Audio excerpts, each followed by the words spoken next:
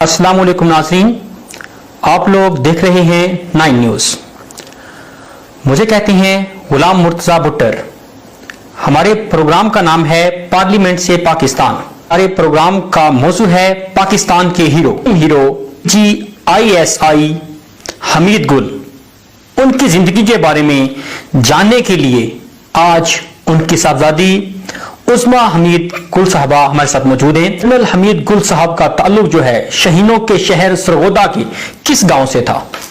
General Hamid गुल का ताल्लुक चक सूबेदार वाला 38 शुमाली से ताल्लुक था और वो ताल्लुक तो अब भी है, हमारा है, हम उस इलाके से ताल्लुक रखते हैं और वो गांव के स्कूल में पढ़े हुए हैं।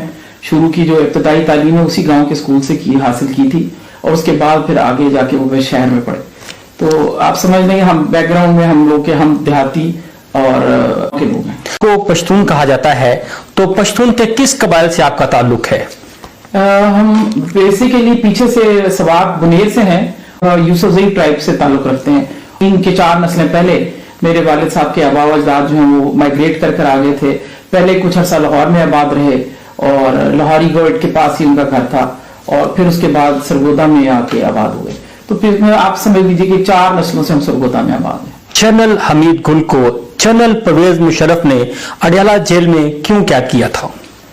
जनरल हमीद गुल हमेशा जैसे कि आमतौर पे लोगों को नहीं इल्म या आमतौर पे एक सोच होती है कि वो जितने भी फौजी लोग होते हैं वो डिक्टेटरशिप के हामी होते हैं, तो ये बिल्कुल तासुर गलत है।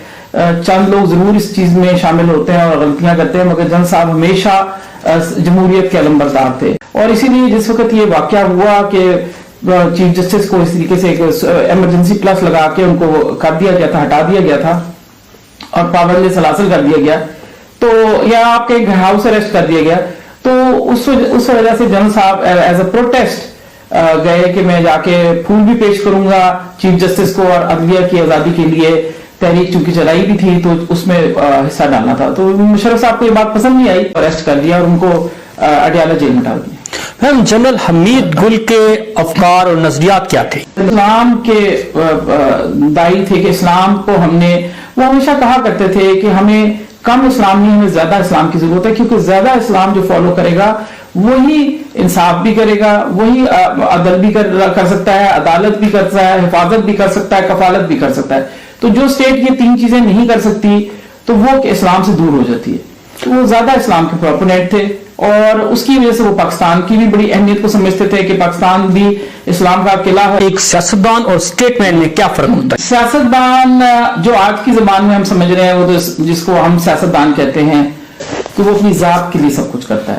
उसकी जात, उसकी पार्टी, उसके अपने हल्के और अपने लोग और अपना दिखावा और अपनी गुड्डी चढ़ाने वाली बातें करना जिससे मेरा नाम हो, मैं इस सियासत जो आज की है। और जो स्टेट्समैन है उसका है कि वो अपने मुल्क के लिए काम करता है, अपने वतन के लिए करता है, अपनी कौम की भलाई के लिए काम करता है, उसमें कोई उसका जाती मफाद नहीं होता। पाकिस्तान की तारीख का मैं स्टूडेंट हूं, मैंने हिस्ट्री पढ़ी है। हिस्ट्री के अंदर मैम 2 ऐसी शख्सियात थी जिन्होंने वतन के ऊपर कुर्बानियां दी, आलम इस्लाम के हीरो कहलाए। सियासी मैदान में अगर देखा जाए तो जुल्फकार अली भुट्टो साहब कहा जाता है और अगर मिलिट्री लेवल पे देखा जाए तो जनरल हमीद गुल साहब को कहा जाता है। जनरल हमीद गुल साहब में क्या ऐसी बात थी कि वो आलम इस्लाम के हीरो बने? आम के लिए जो उनको अंडरस्टैंडिंग थी कि हमारा दीन क्या कहता है या अल्लामा इकबाल का मैसेज क्या है, नबी सल्लल्लाहु अलैहि वसल्लम ने क्या बातें हमें समझाई, एक मुसलमान को कैसे होना चाहिए, और वही फिर बातें अल्लामा इकबाल ने हमें शायरी की जबान में समझाई। और कायदे आजम ने जिस चीज के लिए पूरा एक मुल्क मांगा कि हम उसमें इस्लाम को अपने अमलन करके दिखाएंगे, कैसे इस्लाम अमलन उसमें होता है। तो ये सारी चीजें जन साहब भी चूंकि समझते थे और वो इसी के दाई भी थे और इसी को हमेशा प्रोपोनेंट भी रहे, तो इसी वजह से लोग दिल की जुबान से तो उनको देखते थे ना, जो दिल की नजर है वो बता देती है कि कौन सच्चा और कौन झूठा है। और जनरल साहब को लोगों के दिलों में मोहब्बत थी, वो उस पे छान जाग गए थे। आखिरी दिनों में जब वो खालिक हकीकी से जा मिले तो मरी के अंदर आप उनकी देखभाल कर रही थी, तो उस वक्त उनकी कैफियत क्या थी? इस कौम के लिए, इस मुल्क पाकिस्तान के लिए क्या मैसेज था? 11 अगस्त को जनरल साहब जा रहे थे और मैंने अगले दिन जाना था, तो मुझे घर पे चाबियां अपने घर की, मेरी वालदा और जनरल साहब दोनों आए ड्राइवर के साथ और घर की चाबियां पकड़ाई कि भाई हम जा रहे हैं, आप पकड़ा लाओगे। तो कोई चीज चाहिए होगी हमें मंगानी तो हम साथ आपसे मंगा लेंगे। तो चाबियां मुझे पकड़ा के जा रहे थे।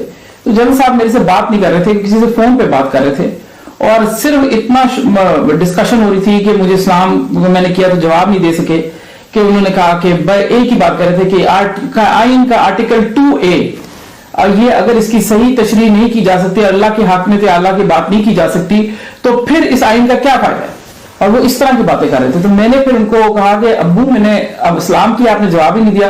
तो फिर उन्होंने फोन बंद करके उन्होंने मुझे कहा कि बेटा अस्सलाम वालेकुम, सॉरी मैं बहुत ज्यादा परेशान हूं कि ये आर्टिकल 2A की हमारे कहीं से भी इसकी सही तरीके से इसकी मुकन्ना जो है यानी कि अदलिया वो सही तरीके से तशरीह नहीं कर ली, जिससे मुझे लगता है कि हम अपने ट्रैक से हट रहे। तो उस वक्त भी वो यही बात कर रहे थे।